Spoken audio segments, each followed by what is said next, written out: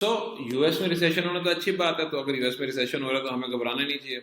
Hello, so in so much of noise where we have this thing of whether or not the world is going to survive, there is a recession, there is energy crisis in Europe, and so many bad things happening, by the way, which are always there in the media.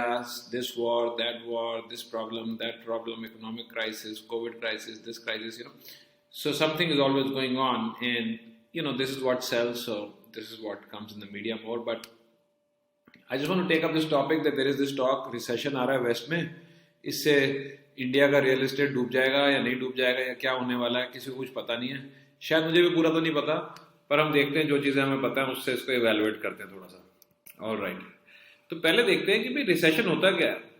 So recession की अगर आप definition देखें तो वो कहता है it is a significant widespread and prolonged downturn in economic activity। मतलब बहुत ही अच्छे लेवल का जो बड़ा इंपॉर्टेंट शायद दिख सकता है हमें कि हाँ यार ये तो बड़ी गड़बड़ है और बड़ा वाइड स्प्रेड है, यानी सब जगह फैला हुआ है और बहुत लंबे समय तक अगर इकोनॉमिक एक्टिविटी बहुत डाउन जा रही है तो उसको कहते हैं।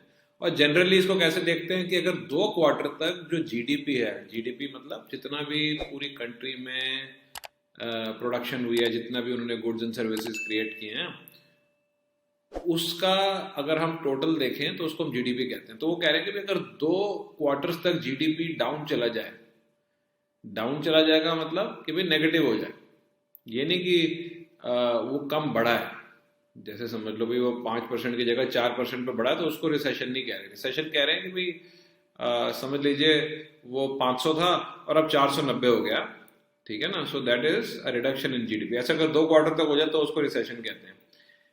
ओके और ये मीडिया तो हमेशा कह रही है कि भाई तो पक्का ही है, ऐसा है वैसा है। लेट्स सी, इंडिया में तो सीन बड़ा डिफरेंट है, बट यूएस में और यूरोप वगैरह में ये है। तो अगर हम ध्यान से देखें तो पहले हम इंडिया को देख लेते हैं। इंडिया में अगर आप डिमांड देखो सारी चीज़ों की, चाहे आपको गाड़ी चाहिए, बच्चे का स्कूल में एडमिशन कराना है, कहीं पे शादी करनी है, कहीं पे होटल में रूम चाहिए, या जनरली आप कुछ भी खरीदने जा रहे हो, this is a very very strong demand, ठीक है।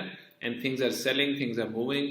सो ऐसा लगता नहीं कि इंडिया में तो अभी तो रिसेशन नहीं है, पर यूएस वगैरह में शायद है और यूरोप में शायद बहुत स्ट्रांग है या आ जाएगा। तो इससे अब देखते हैं कि इंडिया पे क्या इफेक्ट है। तो रिसेशन जब भी यूएस में हुआ है, अगर हम इसको हिस्टोरिकली देखें तो इंडिया के लिए बहुत अच्छा हुआ है। इसके ऊपर एक आर्टिकल है, ये सौरभ मुखर्जी जी ने काफ़ी रिसर्च की हुई है इस पे, मार्सलेस इन्वेस्टमेंट्स वाले हैं। I hope he doesn't mind me sharing it here. Give me a second. All right, wait. Just before we go on, just make sure you like this video, subscribe to the channel, and turn the notifications on so that it can reach more and more people. And please just share it widely. I really would appreciate that. All right, let's go on. So, ये एक article है, India never had a stock market boom without a US recession, says Marcellus Mukherjee. This is the guy. तो वो कह रहे हैं कि कभी इंडिया में बूम ही नहीं आया आज तक जब तक कि यूएस में रिसेशन ना आया हो, ठीक है ना। और उन्होंने काफ़ी इस पर स्टडी की और बड़ी अच्छी चीज़ें लिखी हुई हैं। तो एक उन्होंने बताया कि यूएस रिसेशन में क्या होता है कि जो पेट्रोलियम है, जो क्रूड ऑयल है, उसके प्राइसेस गिर जाते हैं तो इंडिया को बहुत फ़ायदा होता है, ठीक है ना। और दूसरा, कॉस्ट ऑफ मनी भी घट जाती है, यानी कि इंडिया का तो फ़ायदा हो जाता है।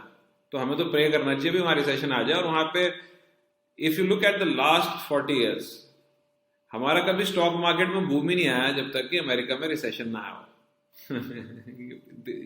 बहुत बड़ी बात है कि इंडिया में बूम आया ही तब है जब यूएस में रिसेशन आया। तो यूएस में रिसेशन तो बहुत अच्छी बात है हमारे लिए। ओके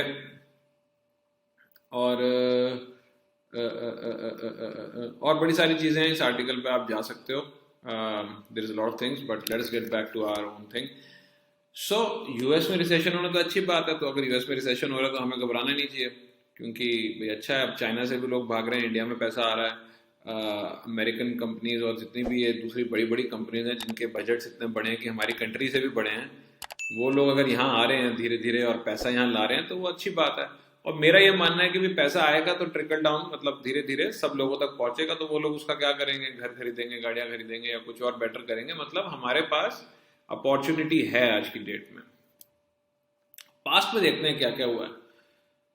तो रियल एस्टेट जो है ना वो हमेशा बड़ी लंबी लंबी साइकिल्स में काम करता है। जैसे जैसे 10-10 साल 8-8 साल वो बढ़ता जाएगा या घटता ही जाएगा, ठीक है ना। और अगर कभी भी कोई चीज़ ऐसे स्ट्रेट भी चल रही है तो इसका मतलब है वो घट ही रही है।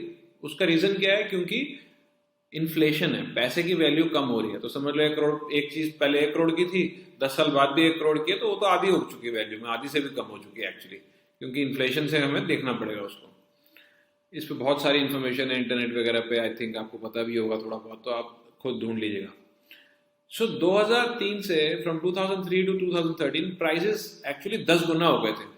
2003 से 2012 लगा लीजिए, वैसे थोड़ा बहुत ऑलमोस्ट 2013 का ही पीरियड आ गया था तो 2013 लिख दिया हमने कि वे प्राइसेस वेंट अप 10 टाइम्स, ठीक है ना। और ये साइकिल कितनी चली थी? 10 साल, ठीक है। और इसके बीचों बीच भी 2008 में बहुत स्ट्रॉन्ग रिसेशन आया था, ठीक है ना। इंडिया भी स्टॉक मार्केट्स वगैरह में तो हिट होता ही है, पर उससे रियल एस्टेट यहाँ क्रैश नहीं हुआ था, उसके बावजूद बढ़ता गया था। 2012 तक तो बहुत अच्छे से बढ़ रहा था, ठीक है। एंड देन आफ्टर दैट 2013 से लेके आई थिंक 2016-17 तक थोड़े थोड़े प्राइसेस डाउन ही आए, और उसके बाद वो सीधे सीधे मतलब फ्लैट रहे। फ्लैट रहने का मतलब बढ़े भी नहीं घटे भी नहीं। तो अगर हम उसके अंदर इन्फ्लेशन को भी जोड़ दें अब, कि अच्छा पैसे की तो वैल्यू ही गिर रही थी 6-7-8% से, तो ये कम से कम 60% की ऑलरेडी करेक्शन हो चुकी थी मार्केट में 2020 तक। 60 क्या उल्टा 70-75% हो चुकी थी, डिपेंडिंग आप कौन सी मार्केट में है, कहाँ पे। 1 second, let me just fix the mic properly. So depending आप कौन सी मार्केट में हैं,